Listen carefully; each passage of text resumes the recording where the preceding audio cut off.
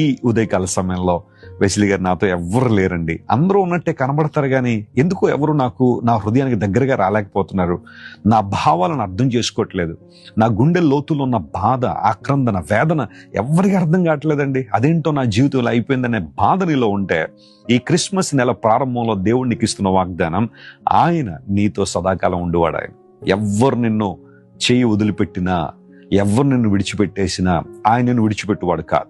నీ బంధువులు, స్నేహితులు, ప్రేమికులు లేదా నీ కుటుంబ సభ్యులే, సంఘ బిడ్డలే నిన్ను వదిలిపెట్టి నడి రోడ్డు మీద నిన్ను నిలవబెట్టి నిందలేసి, అవమానాలేసి, నిన్ను కృంగదీసి భయంకరంగా నేను ట్రీట్ చేశారేమో.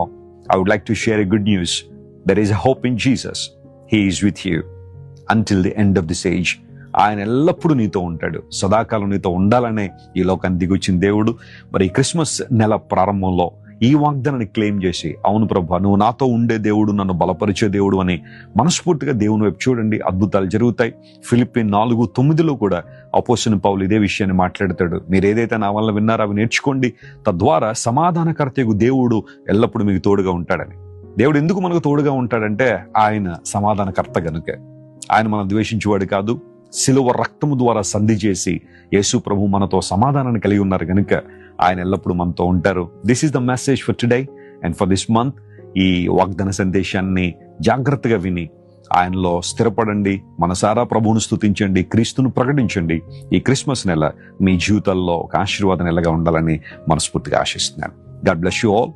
ప్రార్థన చేసుకుందాం. కళ్ళు మూసుకోండి. ప్రేమగల తండ్రి, గొప్ప దేవానికి స్తోత్రాలు. ఈ క్రిస్మస్ నెల ప్రారంభంలో, ఈ డిసెంబర్ నెల ప్రారంభంలో మీరు మాకు ఇచ్చిన మంచి వాగ్దానాన్ని బట్టి నీకు స్తోత్రాలు.